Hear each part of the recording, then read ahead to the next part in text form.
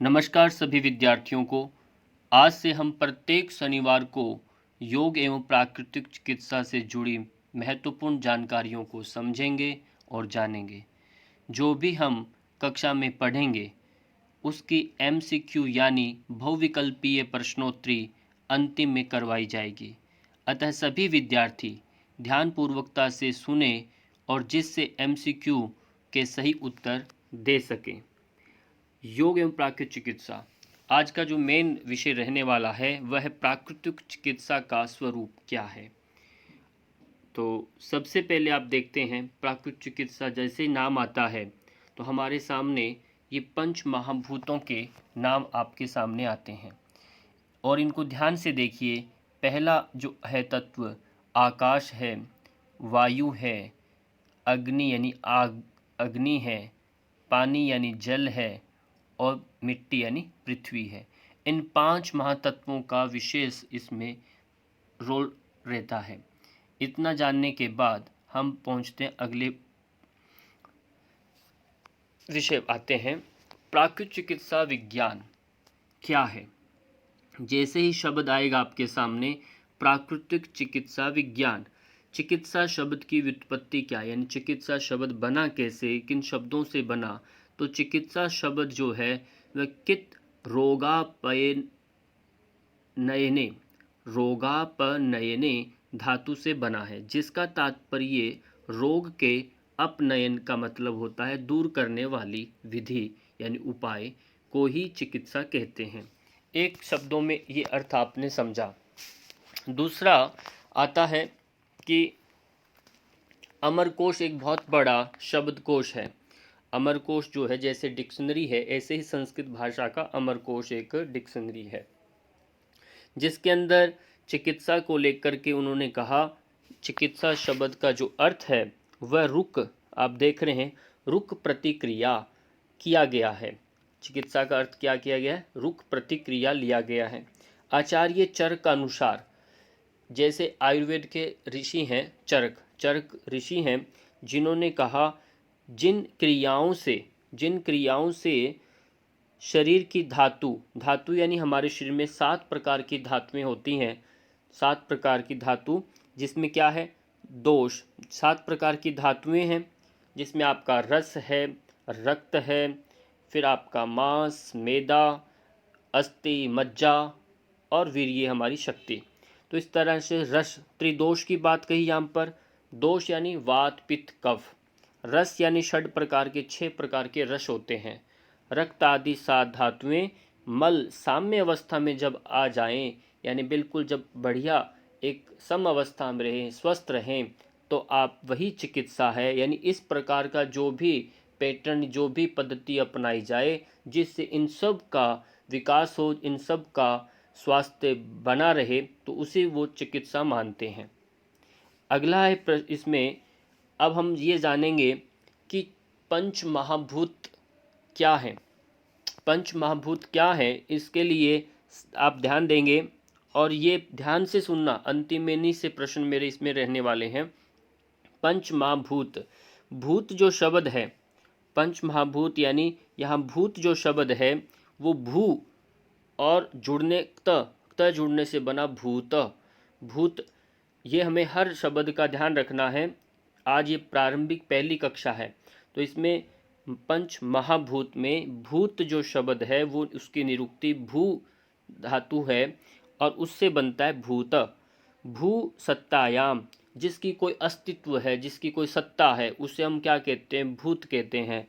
भूत धातु में यहाँ पर देखिए त प्रत्यय है, त प्रत्यय लग जाने पर भूत शब्द बनता है। भूत जो है ये भूत प्रेत वाला नहीं है। भूत जो है जिसकी सत्ता हो, जिसका कोई अस्तित्व है, वजूद है, उसे हम भूत कहते हैं, या जो विद्यमान रहता हो उसे भूत कहते हैं। तो एक सामने दिया महंती भूतानि महाभूतानि, महंती भूतानि महाभूतानि, इसे आप याद कर लेंगे। और महान भूतों को महाभूत कहते हैं, जो महान है, सामान्य नहीं है, बहुत विराट हैं, महत जिनका आकार है, जिनका अस्तित्व महान है, उसे हम क्या कहते हैं, महाभूत। और जिस पांच महाभूतों की मैं बात कर रहा हूँ, इनका क्रम ध्यान से देखिए। आकाश, वायु, अग्नि, जल और ये पृथ्वी। इसी क्रम को आपने याद रखना है। आकाश के बाद वायु, फिर अग्नि, जल और पृथ्वी, यही क्रम रहने वाला है। और इनमें से ढेरों प्रश्न बनेंगे और ये सारा खेल प्राकृतिक चिकित्सा में इन्हीं पर टिका हुआ है। तो अब देखते हैं, हम बार बार कहते हैं भगवान शब्द, है ना, भगवान देख लेंगे, सब कौन देखने वाला है, भगवान। तो एक बार भगवान शब्द की व्याख्या ध्यान से समझिए। भगवान जो शब्द है तो वो पांच वर्णों के मेल से बना है। पांच उसमें वर्ण है। वर्ण यानी भ, ग, व, अ और न। ध्यान हुआ, ये इन सब से मिलकर के बना। अब देखिए, भ से बनता है भूमि। भ से क्या बनता है? भ से बनता है भूमि। ग से बनता है गगन, गगन यानी आकाश। व से यानी वायु, वायु शब्द बनता है व से। और अ से बनता है अग्नि। न से बनता है नीर, नीर यानी जल। अर्थात जिसने इन पांचों तत्वों पर, ये पांच तत्व हैं, जिस पर इन पांचों तत्वों पर जिन्होंने विजय प्राप्त कर ली, उसे ही वही भगवान कहलाता है। आप हम सभी इन तत्वों पर विजय प्राप्त कर सकते हैं अभ्यास के माध्यम से, तो हम भी भगवान बन सकते हैं। तो ये तत्व हैं, इनके अपने अपने गुण हैं, उन सब पर आप विजय प्राप्त करते हैं, इनको साधते हैं वो योग साधना से, तो हम भी भगवान को प्राप्त हो सकते हैं। वही भगवान है जिन्होंने इन पांच तत्वों पर विजय प्राप्त की। अगला देखते हैं, संपूर्ण स्वास्थ्य की बात कही जाती है। हमारा संपूर्ण स्वास्थ्य हो, हम स्वस्थ रहें, चाहे आप फिजिकली हैं, मेंटली है, स्पिरिचुअली हैं, आप सोशलाइजेशन है, आपका सामाजिक स्तर पर हर तरह से स्वस्थ कैसे रहें। तो संपूर्ण स्वास्थ्य के लिए भी बात देखिए। संपूर्ण सृष्टि जो हमारा, हम अपनी आंखों से जो कुछ भी देख रहे हैं इस धरती पर, ऊपर, इधर गिधर जो भी आपको नजर आ रहा है, ये सृष्टि पंच महाभूतों से बनी है। किन से बनी है? पंच महाभूत हैं जो अभी हमने पढ़े, आकाश, वायु, अग्नि, जल, पृथ्वी, इन सब से मिलकर के ये इसका निर्माण हुआ है। और पंच महाभूतों से ही हमारा ये शरीर बना है, जिससे पृथ्वी बनी है, जिससे पूरा सृष्टि क्रम बना है, सारा जो आप ब्रह्मांड देख रहे हैं बना है, उसी से हमारा ये शरीर बना है। यथा पिंडे तथा ब्रह्मांडे, जो इस पिंड में है वही ब्रह्मांड में है। पिंड यानी आपका छोटा सा ये शरीर, शरीर में जो कुछ भी है वो आपके सामने ब्रह्मांड है, इतना बड़ा विराट रूप में, उसमें भी वही विद्यमान है।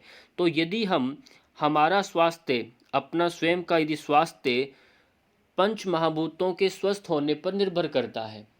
बात समझ में आ रही है?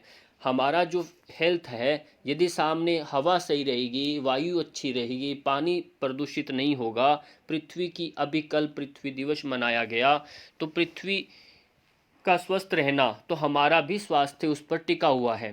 तो हमारे जो भी ऋषि मुनि रहे हैं, उन्होंने कहा कि इन पंच तत्वों को, इनको देवता का नाम दिया। ये पंच देव हैं, ये जीवित रहते हैं, देते हैं हमें, तो इसे हमें भी कुछ इनके प्रति कुछ दायित्व बनता है। इसलिए स्वच्छता, स्वच्छता बहुत ज़रूरी है। स्वच्छता जो अभियान हम चला रखा है, देश में स्वच्छता अभियान चलता है, उस स्वच्छता बहुत ज़रूरी है। स्वास्थ्य के लिए स्वच्छता बहुत महत्वपूर्ण है। तो ये हुआ, समझ में आया? तो हमारा अपना स्वास्थ्य किस पर टिका है? इन पंच तत्वों पर। ये आपको मैं समझाना चाह रहा हूँ इसमें। अब देखते हैं पंच महाभूत व गुण। ये जो आपको जो बता रहे हैं, इसको अच्छे से समझ लेना है। पंच महाभूत अभी हमने पढ़े। आकाश, पहला कौन है? आकाश। वायु है दूसरा, अग्नि है, जल है, पृथ्वी है, ये पांच महाभूत हैं। और इन महाभूतों के अपने अपने गुण होते हैं। ये गुण लिखा है ना, इनकी अपनी एक विशेष एक क्वालिटी है, प्रमुख इनका अपना एक गुण है। ये भी बहुत बार प्रश्न आते हैं।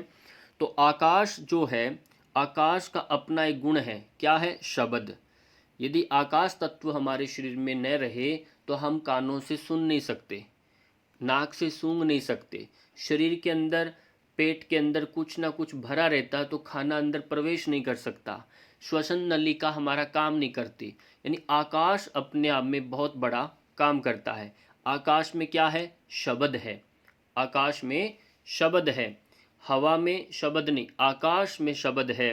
तो वायु, वायु में क्या है? अब ध्यान दीजिए, वायु जो है आकाश से आगे इसी से निकला है। तो आकाश का जो गुण होता है मेन, यानी शब्द, ये शब्द आकाश वायु में भी रहेगा। और वायु का स्वयं हम एक इसका प्रमुख गुण है स्वयं का, वो है स्पर्श। वायु का स्पर्श हम अनुभव करते हैं। आपका हवा का स्पर्श करते हैं पर हवा दिखाई नहीं देती, हवा का स्पर्श अनुभव करते हैं पर हवा दिखाई नहीं देती। अग्नि का जो है, अग्नि वायु से निकला है तो अग्नि में शब्द भी है, स्पर्श का भी अनुभव होता है। पर अग्नि का प्रमुख स्वयं का गुण क्या है? रूप। रूप यानी अग्नि को हम देख सकते हैं। ये मेन पूछा जाता है प्रश्नों में, अग्नि का प्रमुख गुण क्या है? तो रूप है। अग्नि में कितने गुण विद्यमान है? तो 3 गुण विद्यमान है, ऐसा भी प्रश्न आता है। तो जल तत्व जो है, जल तत्व के अंदर शब्द भी है, झरनों की आवाज़ हम सुनते हैं, पानी का आवाज़ सुनते हैं, उसका स्पर्श का अनुभव करते हैं, देखने में भी आता है पानी। पर स्वयं का प्रमुख गुण क्या है? उसका रस। रस जो है, स्वाद, जो भी हम फल सब्जियों में स्वाद लेते हैं वो पानी की वजह से होता है। जीव, जीव हमारा रसना, रसना कहते हैं जीव। जीव में यदि रसना लार ना हो तो हमारा स्वाद नहीं ले सकते। तो पृथ्वी जो है, पृथ्वी, पृथ्वी तत्व अंतिम तत्व है, 5वां तत्व है। और पृथ्वी में ये चारों नहीं, ये पहले वाले चारों गुण विद्यमान होते हैं और स्वयं का इसका गुण होता है जिसे हम कहते हैं पृथ्वी, यानी गंध, स्मेल। पृथ्वी, जो भी आप खाने पीने की वस्तुएं देखते हैं उन सब में जो एक स्मेल आता है, वो सब स्मेल किसके डिपेंड करता है? आपका पृथ्वी के, पृथ्वी के अनुसार आता है। पानी का जो स्वाद हम लेते हैं, पानी के अंदर खट्टा स्वाद है, मीठा है, खारा है, जो आप स्वाद लेते हैं ना, ये सारा पृथ्वी के ऊपर डिपेंड करता है, वहाँ की मिट्टी के ऊपर डिपेंड करता है। तो सारा स्वाद जो है वो हमारा पृथ्वी पर होता है। प्रश्न आ जाता है कि पांचों गुण किस में विद्यमान होते हैं? तो आपका उत्तर रहेगा पृथ्वी में। अग्नि तत्व में कितने गुण हैं? तो 3 गुण हैं। अग्नि का प्रमुख गुण क्या है? रूप है। आकाश का प्रमुख गुण क्या है? शब्द है। इस तरह से प्रश्न इसमें से पूछे जाएंगे आपसे। अब हम एक एक करके इन 5 तत्वों को पढ़ने वाले हैं और इन तत्वों को पढ़ करके फिर लास्ट में हम MCQ करेंगे। MCQ करना बहुत ज़रूरी है, पूरा अच्छा वीडियो देख करके अंतिम उसे अटेम्प्ट करना है। आकाश तत्व की बात करते हैं सबसे पहले। आकाश तत्व, आकाश तत्व जो है उसमें काम, क्रोध, भय, मोह, लज्जा, ये हम जो पढ़ रहे हैं ये सब इसके गुण हैं। किसके? आकाश तत्व के। आकाश तत्व से क्रोध, क्रोध को यदि शांत करना है तो आकाश तत्व को बढ़ाना पड़ता है। मोह, भय, लज्जा, ये सारे ऐसे हैं, ये आपके तीनों जो बिंदु हैं, काम, क्रोध, लोभ, मोह, जो आपके हैं, भय हैं, मद मात्सर, ये जो हम कहते हैं, बड़े बड़े ये शब्द हैं, ये सारे आपको विजयी बनाने के लिए आकर्षित होते हैं। तो ये इन सब पर विजय प्राप्त करना ये आकाश का ही गुण है। और आकाश प्रथम हमारा एलिमेंट है, पहला तत्व है सबसे पहला। और इसमें क्या, जो आकाश तत्व जब शरीर में बढ़ता है तो क्या होता है? आपके अंदर सॉफ्टनेस आ जाता है, बचपना, जैसे छोटे छोटे बच्चे बड़े सॉफ्ट होते हैं। सॉफ्ट होने का मतलब आकाश तत्व उनमें व्याप्त होता है, बहुत ज़्यादा स्थिति में रहता है और वो हल्का होता है, हल्के होते हैं बच्चे, सूक्ष्म होता है। बच्चे नहीं, आकाश तत्व का गुण है वो सूक्ष्म है बहुत, उसका कहीं भी वो छोटा छोटा स्पेस के अंदर, स्पेस यानी आकाश, वो छोटा सा कोई भी स्थान उसमें भी रहता है। जहाँ रिक्तता है, जहाँ स्पेस है, वहाँ आकाश है। तो इसलिए सूक्ष्म है वो ऐसा स्थान नहीं है जहाँ वो नहीं प्रवेश करे। शब्द है उसका स्वयं का गुण, अभी हमने पढ़ा था, और शब्द गुण से युक्त रहता है। शरीर में सेवन से, शरीर में यदि आकाश तत्व हम यदि उसको ऑब्जर्व करते हैं तो हमारे शरीर में एक कोमलता आ जाती है। पंच तत्वों को जब आप नेचुरोपैथी में पढ़ते हैं, पंच तत्वों का उपयोग हम करते हैं स्वास्थ्य की दृष्टि से, तो आकाश तत्व आपके अंदर क्या लाता है? कोमलता लाता है। आकाश तत्व के उपयोग से शरीर में क्या आता है? कोमलता। उपवास से हमारा आकाश तत्व बढ़ता है। जब आप फास्ट करते हैं तो आकाश तत्व बढ़ता है। आपका बॉडी, यदि पेट बहुत स्टमक हार्ड रहता है, बॉडी में स्टिफनेस है, तो आपको उपवास करना चाहिए। तो उपवास से हमारे शरीर में आकाश तत्व बढ़ेगा। आकाश से एक शरीर में क्या होगा, कोमलता आएगी, लघुता, हल्कापन आएगा, चंचलता आएगी, और छिद्रों की जो अधिकता है, आपके रोम रोम शरीर के अंदर वो खुल जाते हैं, उसकी अधिकता बढ़ेगी। तो आपके आकाश शरीर के अंदर आवागमन, जो स्पेस बनेगा, तो प्राण का संचार होने के लिए रास्ता खुल जाता है। तो अगला ही जैसे इसका सेकंड तत्व जो आता है वह है वायु। क्योंकि वायु के लिए आपने आकाश तत्व से मार्ग खोज लिया, शरीर के आपका रोम रोम खुल गया, अंदर स्पेस बना लिया आपने, है। तो स्पेस जब बनता है तो उसमें कौन रहेगा विद्यमान, जहाँ स्पेस है वहाँ वायु का विचरण होता है, वायु वहाँ पर दौड़ती है। तो इसलिए वायु तत्व जो है ये सबसे इम्पोर्टेंट आ जाता है। आकाश के बाद वायु तत्व हमारे शरीर का दूसरा घटक है जो सबसे महत्वपूर्ण है। शरीर में वायु यानी प्राण, प्राण नहीं है तो शरीर का कोई प्रयोजन नहीं है। तो वायु ही सबसे महत्वपूर्ण बन जाता है, प्राण। तो प्राण यदि शरीर में प्रवेश करता है, वायु तत्व जब आता है, तो शरीर के अंदर गति का संचार होता है, यानी दौड़ना, घूमना। आपके अंदर श्वास लेंगे तो पेट का फूलना, छाती का फूलना, सिकुड़ना, पेट का सिकुड़ना, ठहरना। तो ये सारे जो प्रकल्प अभी मैंने बताए, ये सारे वायु के गुण हैं। वायु हल्का होता है, गुब्बारे में हवा भरिए, देखो कैसे जंप करते उड़ता है, हल्कापन आता है। वायु में शीतलता है, कभी ठंडी शीतल आती हवा, है ना, कभी गर्म हवा आती है। तो हवा में, वायु में शीतल, शीतल गुण भी इसका माना गया वायु का। और रूखा, हवा जहाँ चलती है वहाँ कपड़ों को जैसे सुखा देती है। गर्मियों में हमारे होंठ फट जाते हैं, एड़ियाँ फट जाती हैं, शरीर में ड्राइनेस आता है। सूखापन जो आना, खुरदुरापन आना, और स्पर्श का अनुभव करना, ये स्पर्श का इसका स्वयं का गुण है वायु का। तो ये सब यदि आप देखते हैं किसी के शरीर में, बॉडी में, उनके चाहे होंठ फटे हुए हैं, बॉडी में सूखापन है, तो आप वायुवात प्रकृति का व्यक्तित्व है उसका। तो इस तरह से हम उसकी पहचान कर सकते हैं, उसको हम ठीक कर सकते हैं। इसके सेवन से शरीर में खुरदरापन और गति व फुर्ती आती है। यदि हम प्राणायाम करते हैं, वायु का लंबी गहरी श्वास लेते हैं, तो हमारे शरीर में क्या आएगा, गति। बिना वायु के शरीर में गति नहीं होती। शरीर आपका मर जाते हैं जब हमारा शरीर पड़ा हुआ है भूमि पर, लेटा हुआ है, और हमारा प्राण रुक गया, तो शरीर के सारे अंग प्रत्यंग, बॉडी के सारे ऑर्गन्स वो एक्टिव नहीं होते, गति नहीं है उनमें, मूवमेंट नहीं है। वो मूवमेंट जो है शरीर में किस पर डिपेंड करता है, आपके प्राण पर। इसलिए शरीर जिनका ऐसे शिथिल है, तो उनका वायु तत्व का वीकनेस है। तो ये हम उसके माध्यम से प्राकृतिक चिकित्सा में वायु तत्व को बढ़ाते हैं। अग्नि, अग्नि जो आप देख रहे हैं, देखो इसका एक रूप है। अग्नि तत्व क्या है हमारे शरीर के अंदर, इनसे प्रश्न पूछे जाएंगे आपसे अभी कक्षा के अंत में। अग्नि तत्व का गुण क्या है, भूख और प्यास। हमारे को भूख अच्छी लग रही है क्या, प्यास कितनी लगती है, नींद अच्छी आना। नींद अच्छी आना आपका अग्नि तत्व से जुड़ा हुआ है। आपको नींद अच्छी नहीं आती तो शरीर में अग्नि तत्व नहीं है। इसलिए बच्चों को जवानी में, खाना खाने के बाद, हमें जवानी में बहुत नींद आती है, बुढ़ापे में नींद कम हो जाती है। अग्नि जितना आपके शरीर में प्रचंड रहेगा तो निद्रा भी आएगी, आलस्य आता है, कांति चेहरे पर चमक रहती है। आपका शरीर, अग्नि का स्वभाव क्या है, गर्म। आपकी प्रकृति, आपका शरीर गर्म रहता है, आपका खून दौड़ता है। शरीर का टेम्परेचर कैसे, किससे नापा जाता है, आपका रक्त। रक्त आपके पूरे शरीर का तापमान को नियंत्रित करता है। तो हमारा शरीर के अंदर गर्माहट रहती है, तो इसका मतलब शरीर में अग्नि बढ़ा हुआ है। अग्नि है तभी अग्नि ही जीवन है।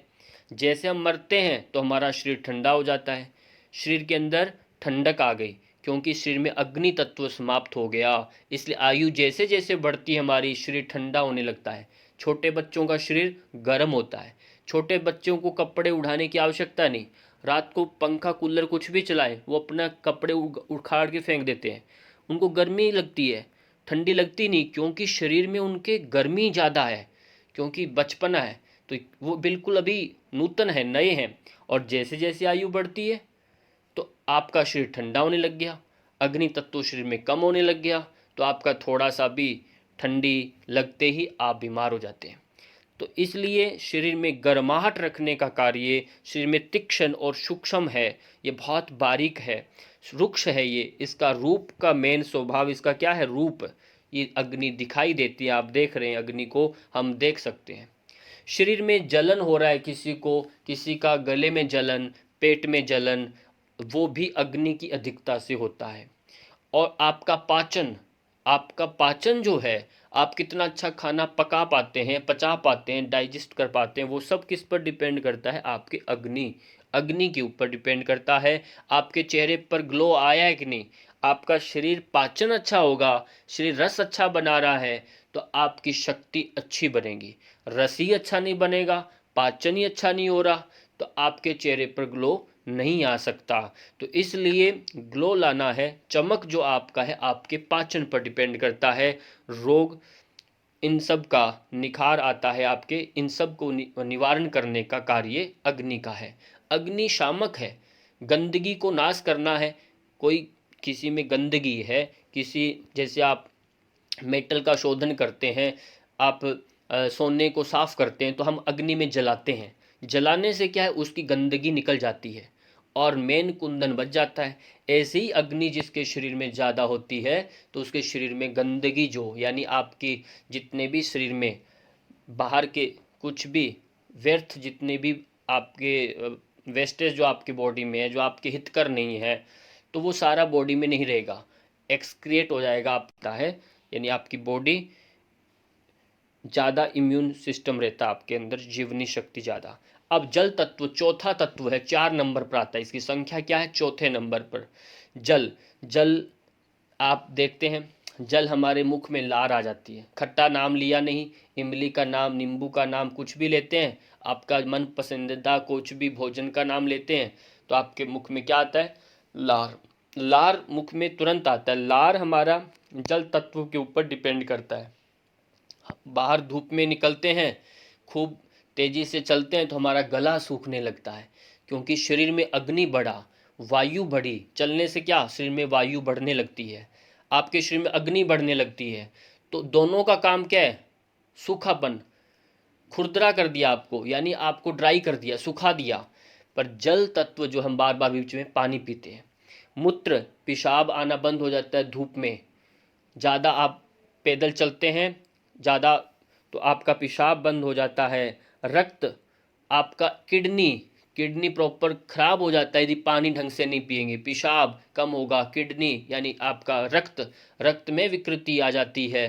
तो इसलिए लो बीपी, हाई बीपी जो होता है पानी की वजह से होता है। और जैसे ही ये बढ़ता है और इसकी वजह से भी वीर्य, आपका शक्ति, तो उसमें भी पानी का, तो उसकी स्वच्छता के लिए पसीना, स्वेटिंग जो होती है, तो ये सारा आपका जल तत्व से जुड़ा। और ये इन सब के अंदर किसी को खराबी है तो हमारा जल, हमारा उपयोग जो हम ले रहे हैं, पानी पी रहे हैं, उस पर ये सब पर ध्यान देना पड़ेगा। तो इसकी बढ़ोतरी से इन सब का इलाज हो सकता है, इन सभी समस्याओं का निदान हो सकता है। अगला है, जल जो है तरल है, लिक्विड में होता है, शीतल है, जल का स्पर्श बड़ा शीतल होता है। गुरु, ये भारीपन होता है, भारी वजनी है ये। मंद यानी धीरे धीरे चलता है, अब पर्वतों पर, पहाड़ों पर, नदियों का पानी जम जाता है, धीरे भी चलता है। रस है, इसमें रस, इसका प्रमुख गुण इसका स्वयं का रस होता है। और ये भी ध्यान देना है, शरीर में मोटापा लाने का कार्य भी किसका है? जल का है। पानी भर जाता है तो शरीर आदमी फूल करके कुप्पू हो जाता है, भारी भर जाता है। और जैसे शरीर में पानी निकलता है शरीर वापिस सिकुड़ जाता है। तो शरीर का वजन बढ़ाने में, स्थूलता की वृद्धि, भारीपन लाने में जल तत्व का बहुत बड़ा महत्व है, रोल होता है। तो ये हमारे चिकित्सा में इनका उपयोग किया जाता है। जो व्यक्ति दुबले हैं, पतले हैं, उनको हम जल में, पानी में डबो के रखते हैं तो जल चिकित्सा दी जाती है। और जो लोग ज़्यादा वजनी है, भारी है, तो उनको सुखाना है, उनके अंदर पहले से पानी भरा हुआ है, तो हम उनको क्या कराते हैं? प्राणायाम कराते हैं अग्नि तत्व को बढ़ाने के लिए, वायु तत्व बढ़ाते हैं, तो उससे क्या होगा, उनके अंदर ड्राइनेस आएगा, सूखापन आएगा, सूखेंगे वो। तो इस तरह से ये चिकित्सा पूरी बैलेंस लाने का कार्य करती है। और अंतिम में जो एक तत्व बचा है उसका नाम है पृथ्वी तत्व। पृथ्वी तत्व जो है ये बहुत ही महत्वपूर्ण है। महत्वपूर्ण क्यों है, क्योंकि इसके अंदर ये जो हमारा सामने स्ट्रक्चर आपका बॉडी का दिखाई देता है वो पृथ्वी ही होता है। और जो हम भोजन लेते हैं, खाते पीते हैं, वो सब हमारी बॉडी को बढ़ाने का काम करता है। जैसे आपका मांस है, हड्डी है, स्किन है, नाड़ियाँ हैं, रोम छिद्र, ये सब पृथ्वी के ऊपर है। इन सब को इनका एक लॉर्ड माना जाता है, इनका रिप्रेजेंट करने का जो भी इनका मालिक है वो पृथ्वी तत्व है। शरीर में भारीपन आना, आपकी बॉडी में एक स्टिफनेस है, दृढ़ता, कठोरता जो होती है, और वो सब किस पर डिपेंड करता है, पृथ्वी पर। और स्वयं का इसका गुण है गंध, स्मेल, ये हम पढ़ चुके हैं। शरीर में मोटापा आना, दृढ़ता, वजन आना, स्थूलता, किसमें बहुत वजनी है बंदा, मोटा होना एक अलग बात, एक अंदर से सॉलिड है, मोटापा अंदर से सॉलिड है और वो बहुत वजनी है। और कई बड़े ठूस खाली मोटे होते हैं पर वजनी नहीं है, तो वो आपका जल तत्व से भरे हुए हैं और उनको हम जल्दी पतला कर सकते हैं। और यदि वो वजनी है, अंदर से कठोर है, तो उनको पतला करना, उनका वजन कम करना थोड़ा कठिन हो जाता है। ये बात याद रखना है। तो इस तरह से सामने देख करके स्थूलता का आंकलन यानी जल तत्व प्रधान से है या पृथ्वी तत्व प्रधान से है, उस पर उसका निवारण टिका हुआ है। अब अगला, मैंने पहले बताया अंतिम, जैसे हम पूरा आज का इतना ही पाठ है, उसके आगे हम सारे क्या करने वाले हैं, ये MCQ है, इसका उत्तर आपने ही देना है, आपने देना है। पहला प्रश्न क्या है, भूत शब्द की उत्पत्ति किस धातु से हुई है। हमने पढ़ा सबसे पहले, याद करिए, भूत शब्द की उत्पत्ति किस धातु से हुई है, भू, भूत और भुवय और भुवय, ये अंतिम। इनमें से सही उत्तर आप जितना जल्दी कमेंट कर सकते हैं दीजिए, नहीं तो मेरे को बताना है। इसमें सब जो है भू, भू सत्तायाम हमने पढ़ा था, सॉरी,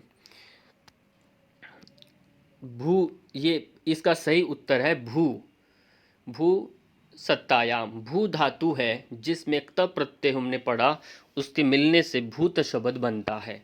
ये ध्यान देना है, मेन हम जिसकी बात कर रहे हैं, जिस पद्धति की बात कर रहे हैं, उस शब्द का अर्थ विशेष रूप से याद रखना है। और दूसरा प्रश्न है, महाभूतों की संख्या कितनी है। महाभूत कितने हैं, 4 हैं, 5 हैं, 6 हैं, 7 हैं, टोटल महाभूत कितने हैं। बार बार हमने पढ़ा, सही उत्तर इसका है 5। कितने हैं, 5 महाभूत हैं। और अब प्रश्न ये है, पंच महाभूतों में दूसरा महाभूत कौन सा है। सेकंड वाला, वायु है, जल, पृथ्वी और अग्नि, इनमें से सेकंड वाला कौन सा है। इसका उत्तर आपने कमेंट से ही देना है, इसका उत्तर मैं आपको नहीं बताने वाला। अब प्रश्न आता है 4 नंबर पर, इनमें से पंच महाभूतों का सही क्रम आपको बताना है। सही क्रम कौन सा है। हमने पंच महाभूत हमने याद कर लिए, पहला जल, अग्नि, पृथ्वी, आकाश, वायु। क्या ये सही है, ये सही नहीं है। और वायु, अग्नि, पृथ्वी ये भी सही नहीं है। अब बचे आकाश से शुरू होता है, ये बात हमें फाइनल पता है। आकाश, वायु, अग्नि, जल और पृथ्वी, ये बिल्कुल सही है, क्योंकि इसमें आकाश, वायु, जल, जल यहाँ पर आ रहा है, सेकंड पर इधर आता है। तो इस तरह से ध्यान रखना है, इसमें प्रश्न ये क्रम आपको याद रखना है। जब हम इलाज करेंगे प्राकृतिक चिकित्सा में तो इन तत्वों का बड़ा महत्व है, आपको ये क्रम रेसो याद होना चाहिए। 5वां प्रश्न, अग्नि तत्व का प्रमुख गुण कौन सा है। अग्नि तत्व जो है, हमने पंचों तत्वों के अपने अपने प्रमुख गुण याद किए थे। क्या शब्द इसका प्रमुख गुण है, क्या स्पर्श है, रूप है, गंध है, कौन सा है इनमें चारों में से एक गुण मेन अग्नि का कौन सा है।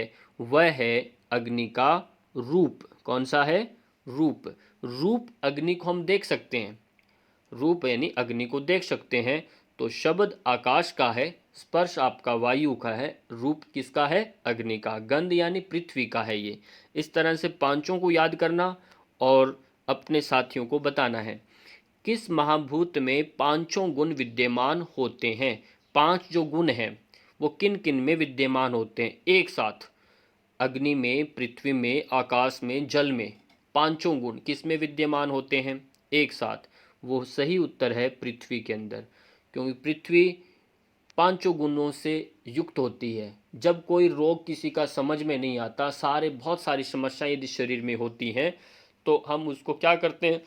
मिट्टी का लेप लगा देते हैं प्राकृतिक चिकित्सा में। उसको कहते हैं ठीक है, आप बैठिए और आराम से उसको सूखने दीजिए, फिर उसको नहला देते हैं। तो मिट्टी में पांचों गुण विद्यमान है, वो पूरे शरीर की समता लाता है। तो mud therapy the best therapy माना गया है, सबसे महत्वपूर्ण थेरेपी है ये। और अभी आकाश तत्व का क्या गुण है? सातवां प्रश्न, आकाश तत्व का स्वयं का गुण क्या है? अब ये गुण हमने आगे पढ़े थे, लघुता, गति, तीक्ष्ण और स्थूलता। ये थोड़ा कठिन आपको लग रहा होगा, ये आपने बारीकी से उनको समझना पड़ेगा। आकाश क्या है? आकाश में हल्कापन है। क्या है? हल्कापन है। आकाश जैसे आपके अंदर बढ़ेगा, आपके अंदर स्पेस बनेगा, तो आपकी बॉडी हल्का हो जाएगा। गति किस में है? गति वायु में है। वायु चलेगी, हवा चलेगी तो आकाश में बादल भी चलेंगे, हवा चलेगी तो पत्ते हिलेंगे। सारा पूरा ब्रह्मांड, सारे जितने ग्रह नक्षत्र वो किस पर गति कर रहे हैं? वायु के वेग से चल रहे हैं। इसलिए वायु किसका गुण है? गति जो है वायु का गुण है। तीक्ष्ण, स्थूल ये अलग है, ये सब नहीं आते, ठीक है। तो इसका मेन आकाश तत्व का जो गुण है वह है लघुता, हल्कापन। आठवां प्रश्न, इनमें से कौन सा गुण पृथ्वी तत्व का नहीं है? ध्यान दीजिए, मैंने पूछा नहीं है, पृथ्वी का गुण नहीं है। अब इसमें कौन सा गुण नहीं है पृथ्वी का? क्या ठोस पृथ्वी है कि नहीं? ठोस है। शीत है कि नहीं? पता नहीं। गंध इसका पृथ्वी का स्वयं का प्रमुख गुण होता है, गंध तो हमने पढ़ लिया। मोटापा, मोटापा किसका गुण है? पृथ्वी का। मोटा व्यक्ति होता है पृथ्वी जिसमें होता है। तो एक इसका जो बचा है ये वाला, यानी शीतलता। शीतलता किसका गुण है? शीतलता जल का गुण है। शीतलता वायु का भी लिया था हमने, विशेष रूप से जल का माना जाता है शीतलता। तो ये इसका एक पृथ्वी का गुण में काउंट नहीं होगा, इसको आपने ध्यान देना। अब आप प्रश्न देखेंगे, कान का रोग, कानों में जो रोग है वो किस तत्व की कमी से होता है? कान का रोग, कान का रोग किस तत्व की कमी से होता है? बहुत सारे कानों का बहिरपन होता है, तो आप उनको ठीक भी करना पड़ेगा। आपके पास ऐसे बच्चे आएंगे तो आपको बताना हो सकता है, जिससे ये प्राकृतिक चिकित्सक बनना है। तो हमें ध्यान रखना है, आकाश तत्व की कमी से ये रोग लग जाता है। तो एक मुद्रा होता है, आकाश मुद्रा, शून्य मुद्रा, जिसके माध्यम से हम कान के रोग को ठीक कर सकते हैं। तो ये नेचुरोपैथी का जो भी विद्यार्थी आपके कोई भी संपर्क में कोई भी कोर्स करना चाहे तो मुझे व्हाट्सअप कर सकते हैं, तो वो सर्टिफिकेट भी प्राप्त कर सकते हैं। 10वां प्रश्न, हमने ज़्यादा प्रश्न नहीं है, 11 प्रश्न है। और किस तत्व की कमी से पाचन सही नहीं होता?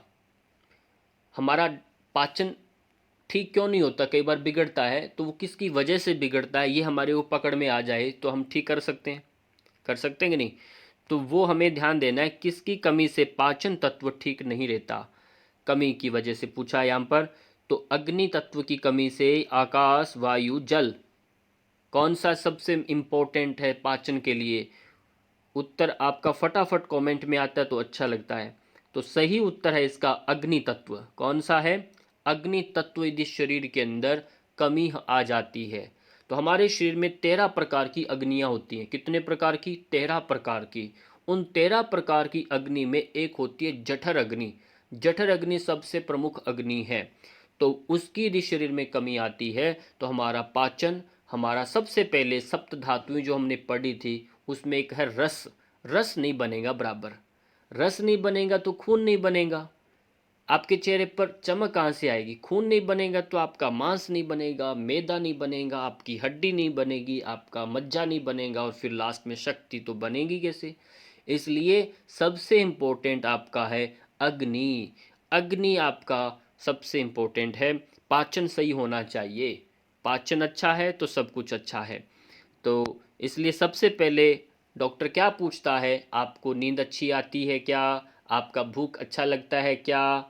नींद अच्छी आ रही है, भूख अच्छी लग रही है, इसका मतलब आप स्वस्थ हैं, है कि नहीं? तो ये दो बातें विशेष हैं। प्राकृतिक चिकित्सा पद्धति में रोग का उपचार करने की किसका प्रयोग किया जाता है? कौन सी पद्धति है जिसका उपचार करने में हम प्रयोग करते हैं, ये प्रश्न है। औषधि खिलाते हैं क्या नेचुरोपैथी में? मंत्रों का प्रयोग करवाते हैं? शल्य यानी ऑपरेशन कोई भी चीर फाड़ करते हैं कि नहीं करते? क्या वो पंच तत्वों की मेथड से ठीक करते हैं? कौन सा इसमें से सही है? तो सही उत्तर है इसका पंच तत्व। पंच तत्वों के माध्यम से पूरा प्राकृतिक चिकित्सा पद्धति एक इलाज करता है, उपचार करता है। तो इस तरह से आपने जितना भी पढ़ा कैसा लगा वो मुझे बताना है कमेंट करके। और इसी के साथ आप सबका बहुत बहुत धन्यवाद।